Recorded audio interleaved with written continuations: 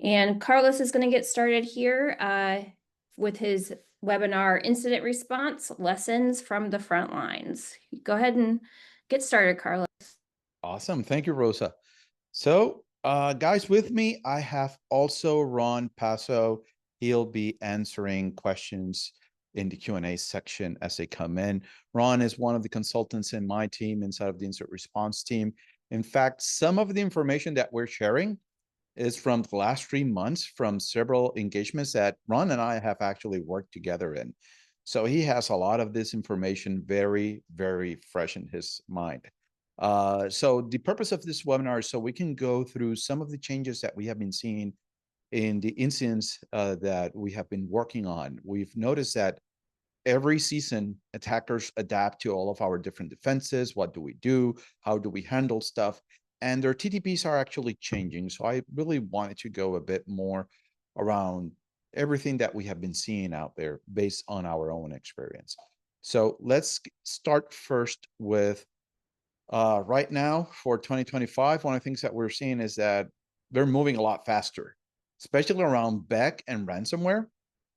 Some of the key observations that we have when it comes around that is that that window from exploitation to encryption or exploitation to data harvesting in many cases have shrunken down just to a couple of hours. When it comes to business email compromise, one of the things that we're seeing is that they'll come in initially and they'll send out a Teams message over, because a lot of organizations sadly have Team open to the other tenants, and they'll come in and say, it's so-and-so from IT. We know that you've gotten a bunch of different subscriptions or that you're having problems with your email. We can help you with that after they have caused the problem that they're using as an excuse. Once they do that, is that they'll then use something like Evil Grade or any other tool to be able to obtain a token that then they use for abuse. When it comes to ransomware, we're seeing quite a bit of edge device exploitation. So one of the things that we're seeing is, it's probably you guys have seen in the tech briefs that I've done before, Ivanti, lots of Ivanti, Fortinet. Now we're seeing some Palo Alto. Now we're seeing Sonic Walls quite a bit, especially Akira being quite active as they're leveraging the backups that came from the Sonic Wall breach of their backup service. We've been getting a couple of calls around that. And one of the things that we're seeing is that once they are able to get access either to the configuration or exploit the device itself, they're going to be rummaging through that device, looking for what is the LDAP account that has been provisioned over to talk with LDAP or authentication against Active Directory. Sadly, some environments have, in nice words, over provision that account. So we have seen that account actually be DA, which is surprising this day and age. But yeah, we've seen that happen. Another one that we see is that once they get access into the device, they'll use that device to set up some type of tunnel, and then use a tool like Responder to be able to look for any scanning tool that you have in your network. Either could be your vulnerability scanner that has permission, and you're using a domain admin account instead of a locally provisioned account on each one of the devices. So they'll use something like that to capture credentials. Kerberoasting is still quite popular. I have to say Kerberoasting is very popular still. Within minutes, we see them do Kerberoasting to gain access. Now, one of the things that we saw quite a bit with Scatter Spider and some other actors, where we work with federal agencies in some cases, we've noticed that social engineering is taking quite an uptick, especially with teenagers being part of these groups and being very targeted into the organization. So they're going to exploit quite a bit what we call empathy from the IT side, from the guy from the help desk, to be able to get them to bend the rules a bit to get that access. Once they have that access to the environment, we see them deploying very quickly RMM tools or just leveraging SSH locally from the machine itself, or anything that they can, like Quick Assist, to retain that access inside of the environment and then pivot from there. Another thing that we've been seeing is that even though you may have multi-factor authentication, enable, that token theft allows them to have access to your mailboxes or have access to your SharePoint for a while. We're seeing that even though you have that layer of protection, a lot of customers are missing that continuous testing for conditional access. That is something that we highly recommend customers to enable in their cloud environments. So when we start going over those recommendations, how do we handle that? When it comes to edge devices, I would say we got to be quite more aggressive in the way that we're patching. I've seen customers that go and call us in, and it took them 4 days to patch the device. Sadly, that window is too much. And I know I used to work for a vulnerability scanning company, and I know that the average back then when I look at telemetry was 3 months for criticals, but actors are actually abusing that quite a bit. So we have been seeing either it is an 0-day that has been already exploited in the wild and the vendor's just patching, or it is something that just came out and some consultant trying to get extra brownie points with the community releases a proof of concept code, weaponized fully to the outside world with a very nice written blog post on detections and bypass of detection. And we see actors actually read this blog post and they use those tools and they leverage them within hours. So we have seen proof of concept code come out early in the morning. By the end of the day, I've already been a couple of targets. When we come in for our customers, probably they were targeted 1 to 2 days after that proof of concept code came out. So it is very important that you are aware of all different vulnerabilities are coming out for edge devices, specifically firewalls and VPNs, or associated services to them, like we are seeing right now with SonicWall, where we're seeing that their platform got breached, all of their backups for all of their customers got exposed, and now attackers are using embedded credentials in the SonicWalls to do the attacks. Another one is monitoring of these devices. This is something that when we do onboarding with our customers, as it relates to a new incident response retainer, many times we ask customers, hey, are you monitoring your edge devices? And I have to say, a large majority of customers do not. Or as I'm looking through pen test reports or red team reports, where our teams have targeted those devices, we're noticing that people normally what they log from the devices themselves is the traffic that goes through them, but not the traffic that goes to them or what can be done to the device itself. And that's why normally, in addition to traffic flow, which is the most normal one that we see, is that you monitor for configuration changes because they're going to be setting tunnels. They're going to be setting other actions instead of there. So early detection is important. Once you're encrypted and we get called in and we're working with the customer, the actor already has achieved his goal and he's already left. Many times what they do is they'll set up an RMM tool or they'll set up SSH through Cloudflare or something like that to just monitor the environment in case they need to come back in. But in the majority of cases, we want to detect this early before that actually happens, before all of that encryption happens in your environment. So those configuration changes are important because they're going to be setting tunnels. They're going to be setting up backup accounts. Or in the case of Akira, they might even just try to get a shell and encrypt your firewall. Sadly, I had a case this year where we were dealing with Avanti devices and we were able to JTAG the firewalls themselves, and they had .Akira on all of their files. So the firewall itself was encrypted. We monitor logons and logoffs. Why? Because they're leveraging those credentials from exposed configurations. Also reboots. Some of the changes that they're doing and actions that they're doing may require them to reboot the device. So tracking what's going on with your VPN appliance and your firewall is of the most important. And check the logs. Many times we see the actions in the logs, or other times we even see the alerts, but people have not looked at the alerts themselves. Now, when it comes to Microsoft Teams, one of the different controls that you can have is that you can restrict external communication to other tenants.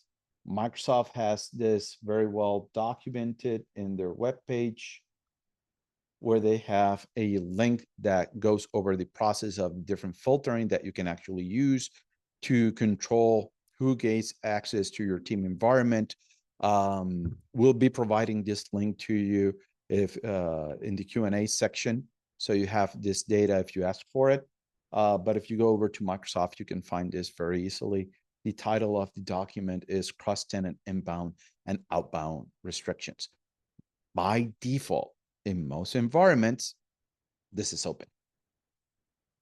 Any tenant can actually communicate to yours. What happens is that if your users are not used to receiving communication from other tenants, they think that that attacker is actually internal into your environment, and they'll come in.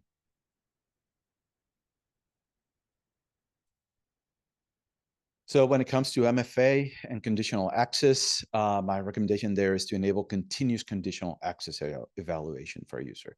Now, when it comes to licenses, I know it sucks. I'm a Microsoft MVP and I'm supposed to be rah Microsoft, but I really do hate that Microsoft nickel and dimes customers when it comes to the security features that you have available. And I know that many times it is very hard to convince management to be able to purchase the correct licensing. And you have to do all of your research as to what's available to you or not. Microsoft got their arm bent recently, and now we have extensions on terms of logons that we monitor and have in our logs in the UAL, which is now 180 days, but before we had a lot less.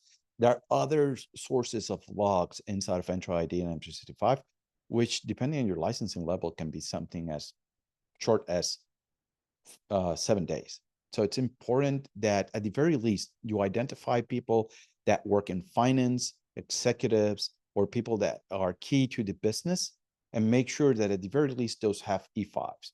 Whoever's also your global admins or IT staff should also have E5, so you can monitor those accounts and have the information there when you need to provide answers, because sometimes customers will come to us and they'll go like, we want to know every document that this person gained access to in our SharePoint. We can't. We want to know every email that he got access to. We can't. You don't have the proper licensing level. And I know that licensing from Microsoft is very confusing. One site that I do recommend that you take a look at is actually m365maps.com. You can put in different licensing levels that you're looking at, and it can give you very nice graphs as to what features one has versus the other, which one includes Defender, which ones includes Purview. So you have that data available to you. In addition to that, let's use more modern versions of MFA for critical users. For example, FIDO2 or certificate base for anybody that is a global admin or deals with finances. And I cover a lot of the guys that deal with finances, because one of the things that we see is that whoever approves payments or process payments, they're the guys that are being targeted by many of the business email compromise cases that we see out there. Another one is help desk training. I know that it sucks to be the bad guy. I know that it sucks to be the person with no empathy, but they need to have no empathy as it relates to a lot of the different attacks that we're seeing. That empathy is being abused to, or at the very least, don't have empathy as it relates specifically to the resetting of passwords or the addition of multi-factor for key areas. In the other sides, probably we can have a bit more empathy there, but we have to be very careful that people don't skip steps as it relates to the protocols that are in place. Now, one that is near and dear to my heart is the EDR reality. EDR is not enough. I've gone into way too many incident response cases where I'm working with the customer, or I'm talking with Rocky from our advisory team that does awesome job looking at how you handle everything and how everything is structured in your business. And with Rocky and I, some of the things that we have been seeing is that people rely way too much on the EDR. We go, are you monitoring all different actions? Are you logging? Do you have a SIM? And they go like, no, we have an EDR. We're cool. Problem is that attackers are actually disabling EDRs, and they're being very effective in disabling EDRs. And one of the things that we have been seeing that has been abused quite a bit recently is the part of either bringing a valid driver or bringing your own vulnerable driver and leveraging that if they're able to get any foothold in terms of local admin on the machine to disable the EDR. If they're not able to disable that EDR, one of the things that happens is that they're going to be able to patch their processes to be able to partially blind the EDR to the actions that they're taking. This happens quite a bit when they use PowerShell. It happens when they use .NET. They'll make sure that AMSI doesn't work. In fact, what the list of files that you see there is a file tree that I was able to build out of a cactus storage attack against one of our customers. And one of the things that we noticed was that there was this wcraise.sys driver. And when we started looking at that driver itself, it was actually a copy of another driver, which is for business anti-cheating. So that driver can be configured via an XML file to block other DLLs to be loaded in the machine, and for other processes not to be able to open that process and look into it. And is a driver that is actually included with many games out there to prevent anti-cheating. So it's a valid driver that is being used out there. And in this case, this specific Chinese actor was leveraging that driver to block from their processes and what they were doing, the EDR from having a foothold or looking at what they were doing there. And this leads me also, the numbers that you see there is that this is the beachhead server that we identified. This is the server where they set up all of their tools and then all of different client machines connected to. So we were able to gain this information because event auditing was enabled. There's this old military adage of 1 is none, 2 is 1. This comes to when we're looking at data sources and monitoring. This is one of the things that I like that Megan and her Purple team stresses a lot to our customers when they're doing Purple team engagements. The thing that they do is that they go through the different data sources, the different types of attacks that people are performing. And once they identify that, they try to identify those gaps. They'll work with the customer in building out all of the different detections and advising them on that. And this is just one way that we were able to quickly tell how many machines were actually encrypted in the environment, which ones were those, by just looking at the payloads. We could see which machines they use, which technique to bypass the EDRs, because this customer was a global one across the globe. So in one side they had CrowdStrike, and another one they had Sentinel-1, and another one they have Windows Defender, and they were able to bypass all 3 EDRs and encrypt quite a large amount of the environment. EDRs, by their very nature, when you install them, and they're installed by default, they have this concept called friction. They don't want a lot of false positives to be coming in. They get nervous with that because then they feel that customers are not going to like the product. So the default installation is one that produces the least amount of false positives because they want to reduce that friction.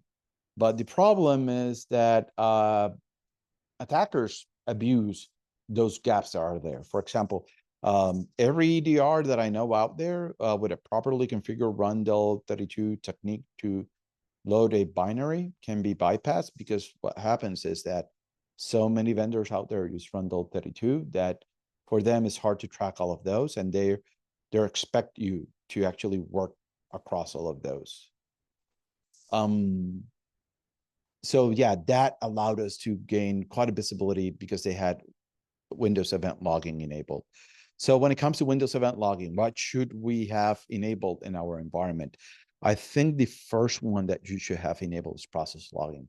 In fact, talking with Megan and her team over there at the Purple team, they, as they're working with customer SIMs and building out detections, I would say that 80% of the techniques that we see out there in MITRE that they're helping customers write detections for, or if you're working with Justin Vicario from my team performing a threat hunt, this is one of the event IDs that gets leveraged the most, that has the largest coverage of attack techniques out there. It's just process creation and process termination. So that should be a very simple one. But please, please do enable command line logging. One of the things that happens is that command line logging is not included by default when you enable it. You still have to go through that. So I have a question in regards to attackers are killing EDRs. It's also common, many companies aren't good enough to harden or configure the EDR. In fact, one of the things that happens is that they trust blindly the EDR. So what happens is that they do that install and they trust that default installation of the EDR itself. Now, when you go to CrowdStrike, you go to SentinelOne, you go to the multiple vendors, all of them have a white paper on tuning or have a white paper on best practices.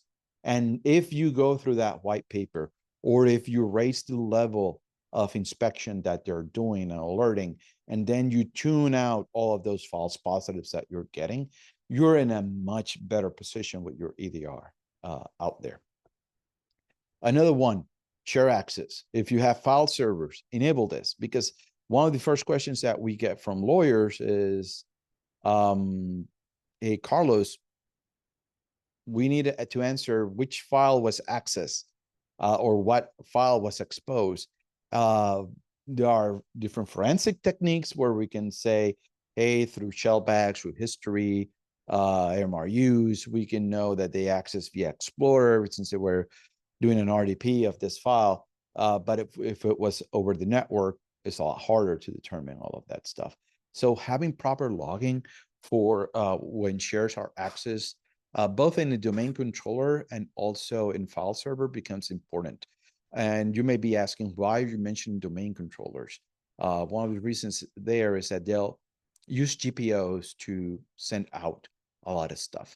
In addition, they see that domain controllers actually by default are enabled to share files in the network and traffic or large amounts of network access via SMB. It's normal if you have network monitoring enabled in your environment when it goes to the domain controller itself. So they like using domain controllers as that staging point to be performing those attacks. So in the case that you saw over there for Cactus Torch, we actually got that from a domain controller that had that enabled, and we're able to build out very, very quickly a whole network picture of which machines had backdoors, which machines got encrypted, which machines there were bypasses from one type or another of EDRs that were used. We got an idea which machines got our clone downloaded to them for data exfiltration. So all of a sudden, we were able to answer a lot of questions very, very quickly once we found out that in this machine where they actually bypassed the EDR, they somehow forgot to clear the logs, and the customer had actually enabled 4 gigs of logs for or 4 gigs in size for the security event log, which allowed us to actually monitor what was going over there. Given that they're going to be doing lateral movement, some of the lateral movement techniques that we're going to be seeing out there are always going to create a process. That's why we have process creation. But we also saw PSXX, SMBXX. We see many other techniques where they'll actually just create scheduled tasks via WMI on the machine, or they'll create a service, or when they installed a driver is actually a type of service. So if you're also monitoring for service creation, scheduled task creation, that gives you a very good view into lateral movement as it's happening, because we want to detect this lateral movement early. Because what we see, and I'll cover a bit later, is that attackers are doing tasks in parallel to be able to abuse all of this. So critical requirements, something that I advise is increase the log sizes locally for PowerShell, for security, for system logs, for the WMI log, increase their sizes. And you're going like, oh, Carlos, but attackers are going to delete that as they're doing stuff. Well, sometimes you catch them in the act and you're able to isolate the machine before they have performed these actions. And it's a treasure trove of information for us as we're doing triage and we're answering questions either to management, questions to the legal department, or to the cyber insurance company. In addition to that, forward your logs, because at some point, depending on the level of success that they're going to have, they're going to be clearing those logs. Sometimes we see that they're going to be focusing only on the security log or some others. Other times they'll just grab all of them at once. But for those cases where they decided to just clear a couple of them, there are going to be other logs that we can actually leverage to be able to piece out what actions are being taken out there. Retention, try to achieve 90 days, ideally 365. I know a lot of customers don't have that amount of storage, but have some level to be able to go back. Nowadays, we're seeing some attackers are actually taking 3 to 4 days. In the past, we've seen them be 2 weeks, but we have had cases where I've gone into an environment where all of a sudden we are seeing that there was another actor.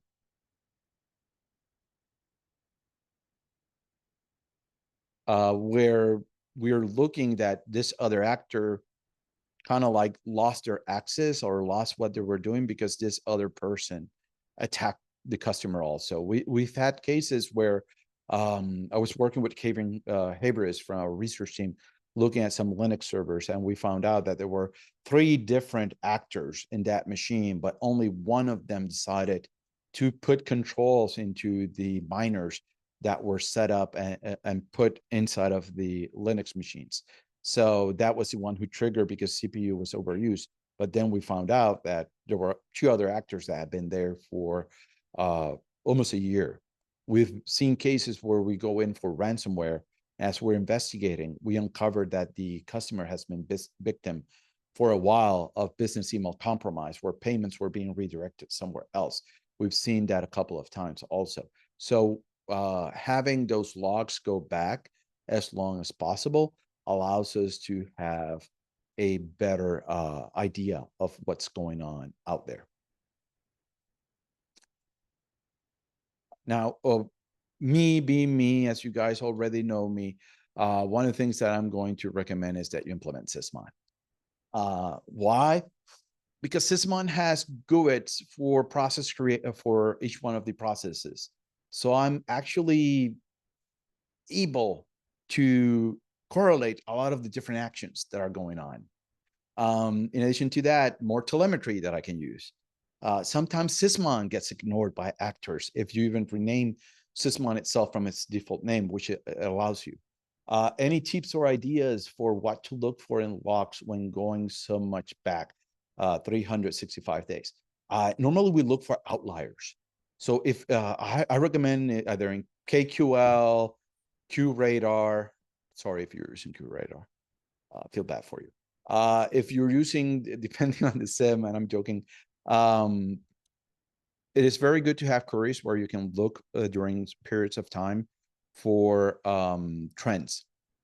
So as you're looking through everything that is going on in the environment, you're able to all of a sudden go like, hey, this process has only ran on 5 machines, has only run 3 times, while the others are running even more.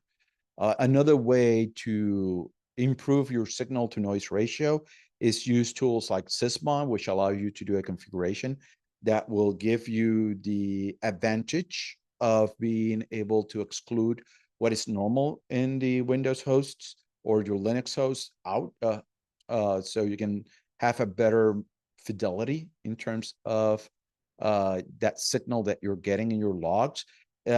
Some EDR, not some SIM tools that they're shipping over to the SIM itself, they allow you to do XPath queries.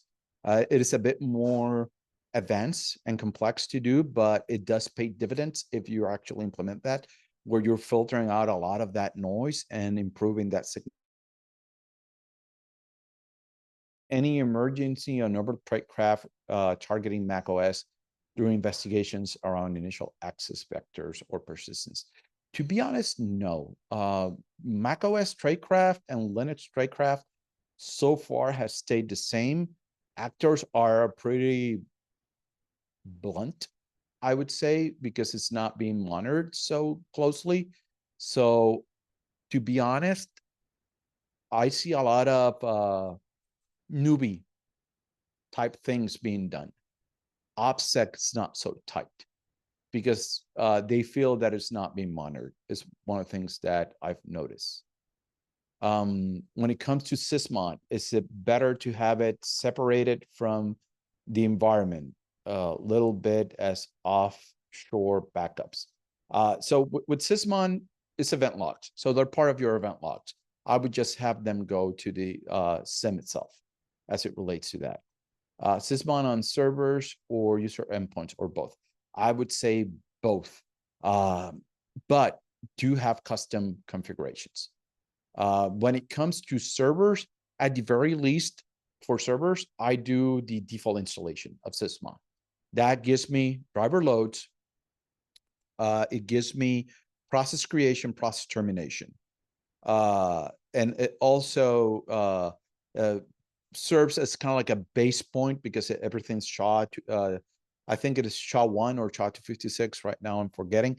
So it is very useful there. Just by installing it, you get quite a bit of telemetry. I've been in cases where the customer didn't even know that they had Sysmon. They're using a Rapid7 tool that installs Sysmon on the endpoint by default for monitoring, and just having Sysmon with its default config has been enough to give us quite a bit of an idea of what's going on the machine. But for that, we do have the Trusted Set Community Guide on Sysmon, which I wrote and I'm rewriting currently, improving it, which allows you to define which one of the different processes or event IDs should you implement and how to implement them. Also, I have the Learning Sysmon series. It's almost 20 or over 20 videos that I did on Sysmon itself, where I go over lessons learned deploying it in customers, lessons learned doing insert response, across on how to configure Sysmon properly, some of the caveats, some of the event IDs that don't make sense anymore for you to actually leverage or have there in the environment. Also, if you want a very quick resource as it relates to pre-made configurations, I cannot find any other better than Olaf's Sysmon modular. And I'm not saying because Olaf is a friend, I'm saying it because the quality of the work that he has put in there and the Falcon team is awesome. I really do like it. And in fact, when you look at the Sysmon videos that I'm doing for some of the base configurations, I'm actually pulling those from his project as I'm doing that training. Now, another one of the things that I highly recommend, and this one touches as early as yesterday for me, is for you to have a plan. It's important that you have playbooks established, but not only should you have playbooks on how to do stuff, but also you need to make sure that you test them with tabletop exercises. And as it relates to your different users in your environment, that you empower them. So by empowering, what do I mean? That means that you have pre-approved containment actions that they don't need to wake up the CEO. So example, and I'll change some of the details because I've seen this 3 times and I don't want to talk bad about anybody. But one of the things I've noticed is that sometimes I go into engagements where the actor has already started doing lateral movement, or I've noticed that the actor is DA, and we're in that initial call within the first hours of the customer detecting this, calling us, we're in the phone, and I go like, shut down the internet. And they go like, we can't. and go like, he has DA, or he's moving laterally across the network. That is, he's pre-staging to start doing encryption. Oh, we got to wake up the CEO.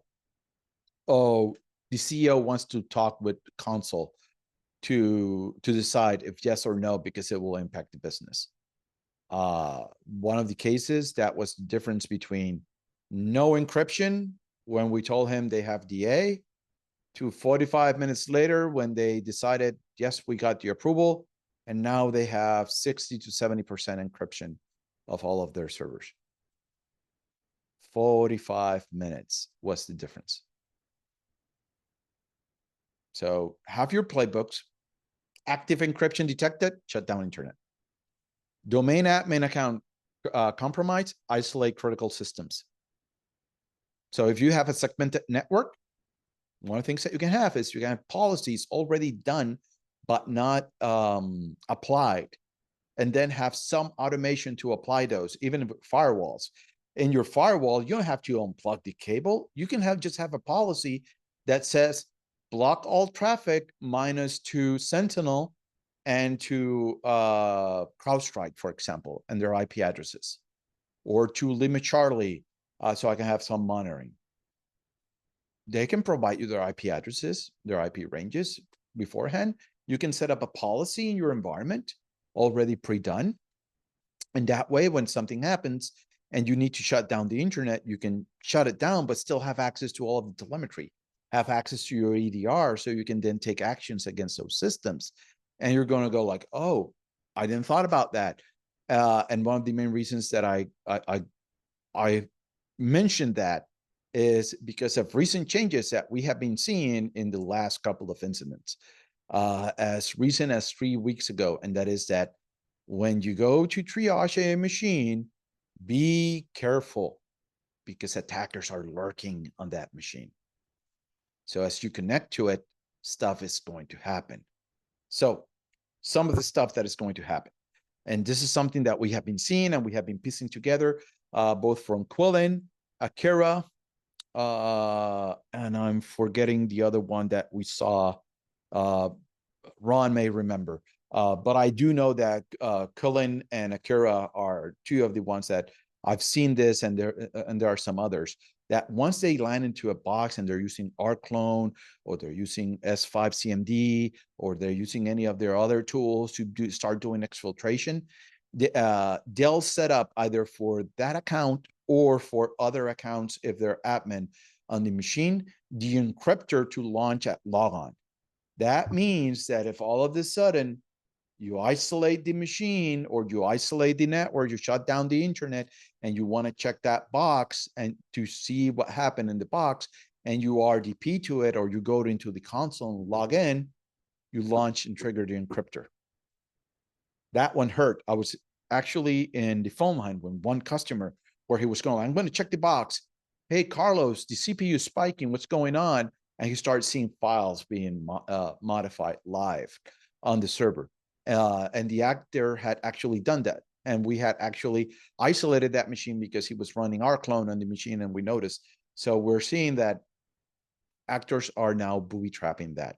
Another thing that we have seen is that we have seen access to SVC host, which means that every time you RDP into a box, I would say for a couple of seconds, sometimes less than a minute, sometimes there's some remnants after a minute, your credentials are still in clear text under the SVC host process. So if they're admin, they're going to be able to pull it.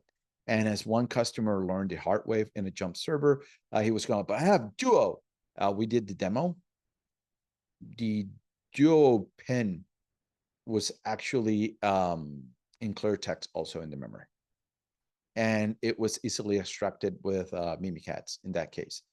And it was via memory dump. The actor just did a memory dump of SVC host. And when you look at the file and you process it via Mimikatz, they're there. So we know that actors are monitoring for you to connect to that machine. And sometimes what they'll use is they'll use tools that are included in .NET, already pre-signed by Microsoft, to then do a memory dump of the process itself, to be able to then access those credentials that you're using to connect to the machine. And that's why one of my recommendations and one of the changes that I typically do to customer or recommend to customers for them to do is to just triage that machine via DEDR, practice checking the different registry keys or the scheduled tasks or something, or check the logs to see if any of that stuff was added before even connecting. If you have those logs, if you have that telemetry, Windows Defender for Endpoint is great as it relates to that one. It is very verbose, but that verbosity sometimes pays off. Other times you may need to pre-stage tools to launch them or practice with them, like, for example, running Velociraptor. For example, on CrowdStrike, I can run Velociraptor on the machine, and I can, or Cape tools, and I can extract that zip file very well, and it works. But what happens with Microsoft? Oh, Microsoft Defender for Endpoint has that feature. Yes, but it's going to chunk the file, and it sucks to rebuild it. But if you've never practiced that, you don't know that it does that. The feature list says, yes, we support this.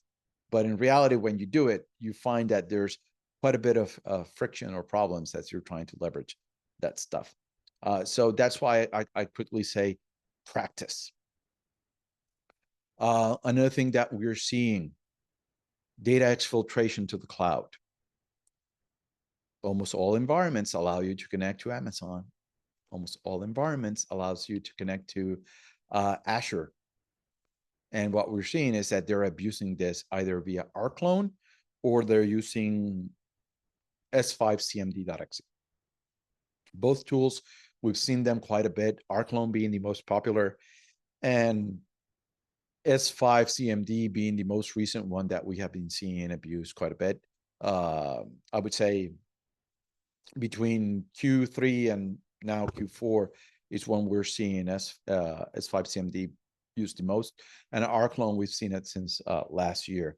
So do be aware of that. So in case of investigations, you recommend as well Velociraptor and Cape as examples other than the investigative packet available. Yes. One of the main reasons for that is that you can actually customize them and get extra information. For example, with Velociraptor, I can set it up to gather RMM tools, and that works awesome for getting all of the different RMM configurations and then parsing those to get additional information on how they were used. So I would say I'd rather have more data than less data when it comes to triaging a machine quickly. One advantage with Velociraptor and also with Cape is that I can have pre-designated server or pre-designated AWS instance where I can have both tools just as they're processing those packages, just upload the capture via SSH to them for centralized processing. Is there any other tool that you can recommend than these? I would say the ones that I have the most experience with is Velociraptor and Cape. And for most of my triaging and analysis, I typically, I do like Azure Data Explorer, where I bring over the data processed from Cape into it. I do like Lima Charlie, awesome product out there for installing an agent and processing data over into the cloud. But as it relates to triaging a system and doing captures, I would say that those two are my favorites as it relates to that, which is Cape and Velociraptor, having the most experience with Velociraptor in my case. So one of the things that you can notice is that when we look at all of these different tools that are being used for exfiltration, I highly recommend that you just look at that command line. It's very easy to write a detection for it. You're seeing a bunch of people. If you see any command line that's looking for docx, xls, that is looking for multiple files, or that you see that it's excluding other files, and it has very unique command line parameters, it's very easy for you to just go through them and just start writing detections for these tools. They do not change the parameters, or they don't bake in defaults into them. They just use command lines just like that to execute them. So they're very easy to detect, very easy to find. if you have login enabled, if you have command line enabled, or if you have an EDR with enough history in it. Sometimes, oh, we have this EDR. It has the data. Yeah, only a couple of days. And there's stuff missing. So that's and I know it's I'm letting it show that it's a frustration for me as it relates to that. But when I work with Megan from the Purple team and we were going over the stuff that both of us are seeing, is that we see that customers have coverage for some types of detections, but not others of types of techniques. And sometimes for some techniques, they only have one single data source and they'll have multiple data sources. So when one of those data sources is silenced, there's no redundancy to be able to determine that. And then we have to go into forensics, into going into the MFT, into going into the registry, areas where the customer also mucks up the data for us. We've seen not customers, attackers. We've seen attackers just simply change the clock on the machine before they start doing anything. And then they'll probably, there was one who was special and changed the clock 3 times on me as I was looking at the data. And I could see that the dates of stuff all of a sudden was 1977. Then I was seeing actions that I knew that happened that week, but were showing them to be a year previous. And then the other one was 10 years previous to that. And he was mucking with the clock on the system. So the logs would go to a different time. So when all of a sudden I had to write a bit of custom scripting, both in PowerShell and Python, to just go through the event IDs and just build me a timeline based on the not the event IDs, but the event record IDs inside of the event log, matching some of the partial data from the MFT to get an idea. But those were days that were wasted because we didn't have those logs centralized somewhere. So some of the stuff that we're seeing, common tactics, when it comes to social engineering, emotional urgency, locked out, I need your help. They'll impersonate IT. This one happens a lot. They'll exploit that helpless nature that you may have. They'll ask you to break protocols. We saw this a lot with Scatter Spider. We heard some of the recordings. We got some screenshots of them doing stuff in the environment, and we could see how they manipulate people. So do you recommend an NTP server or something? Windows by default synchronizes time, but once they're admin on the box, they can disable that. And they can just via command line, just change the time on the machine. And in the case of the one that I mentioned, they can have just a script that keeps on messing with the time and modifying it. So it's something to kind of like be aware of. But if logs were being shipped somewhere and they were going into a SIM, it would have made my life a lot easier than doing the forensics work on the machine with the files on the machine.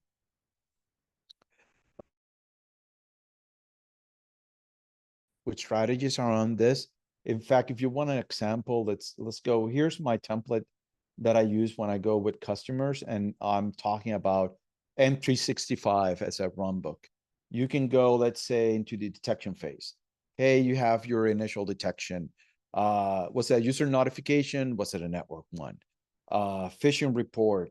No before pop was reported. 365 Defender alert, SIM report, and you can have kind of like a triage. It is very important that you have it like this in flow charts, because this will make your life a lot simpler as you're going through that. Because as you're, in fact, success story. So we had a customer call us in for a business email compromise. No, I will not share the draw IOSA because that's the template I use for building my customers. We do have a service where we help you build out playbooks on that one, but I wanted to show it kind of like an example of the stuff that we built for customers. We had a customer that got hit by business email compromise, and they contained it very quickly. As we were working through everything, we went into our call. So they called in our hotline. We quickly were there on the call, I would say within 15 minutes. We were in a conference call with them, going over everything that happened. And well, did you did this? Yes. Did you do that? Yes. Have you looked into this? Yes. Have you looked into this other thing? And he was going like, yes. Have you done this other action? Yes. And we're going like, oh, you did everything. You did it correctly. You did a great job. And go like, oh yeah, we have we have a playbook, and we went step by step through the playbook, and we executed everything. And go like, do you think we're at risk? And go like, from the logs, from time of them getting access to time of you blocking access was 10 minutes. I don't think they got much, if anything, from your environment. They went through the entire run book and they executed it flawlessly. They had practiced that thing, and they did awesome. I've seen playbooks being leveraged and customers having success. And that's why I mentioned that. And as I mentioned before, and I'll mention it again, time to encryption is shorter. One of the things that we're seeing is that they'll get that initial access, either by phishing, edge device, social engineering. That's time zero. One of the things that we see is that they'll harvest credentials from your browsers immediately. So when you see that alert in Windows Defender for Endpoint that somebody was looking at passwords in Chrome, and then you ignore that, or you bring down the severity level, that's big. That's something that they do initially. They're looking for those credentials. If they compromise the edge device, they'll set up a responder, and they'll set up a tunnel for that. Or they'll set up SSH so they can tunnel in, and then you can set up the responder on the machine to be able to harvest credentials.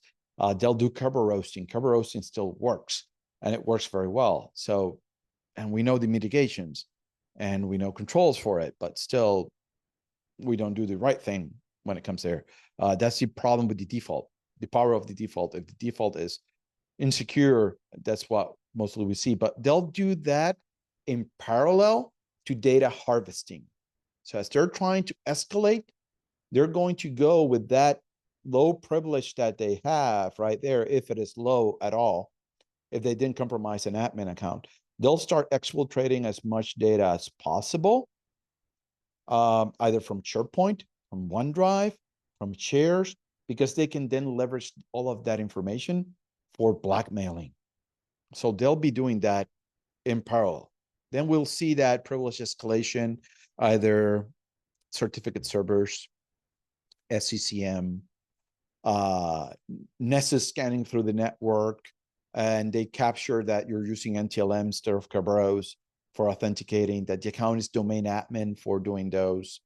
They'll capture that and they'll leverage that.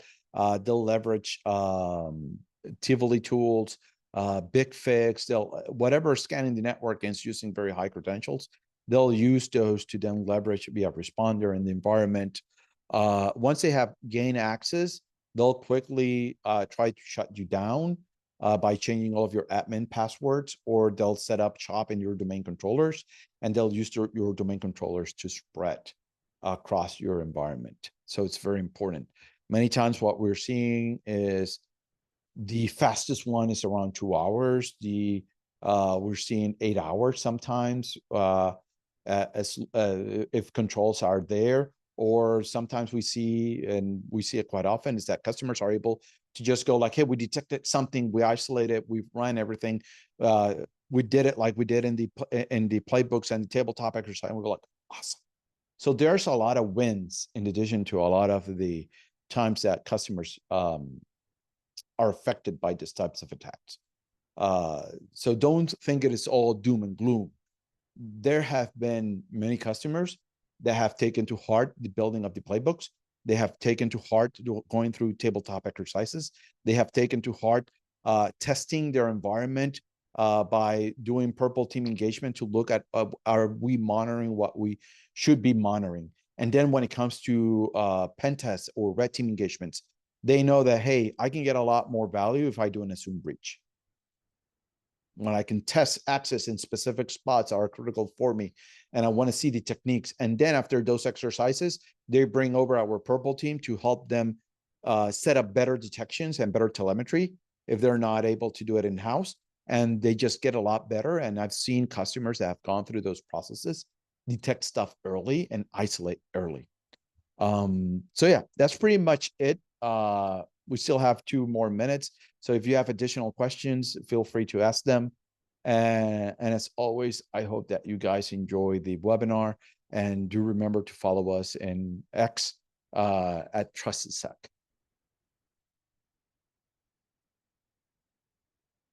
Let's see if we have additional questions.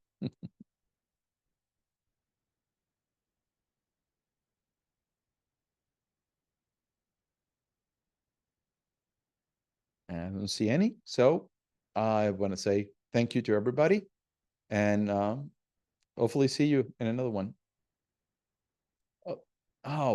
Any place to find similar playbooks? I know SANS has a collection of playbooks that is out there. If you go to the SANS YouTube channel, they have one where they discuss playbook research.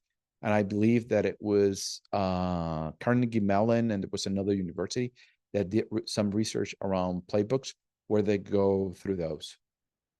Yes, the webinar will be in YouTube.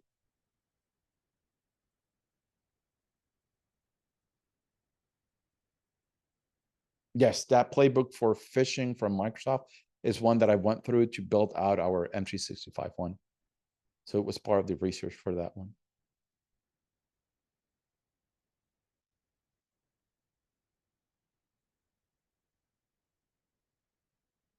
Awesome. Take care, everybody.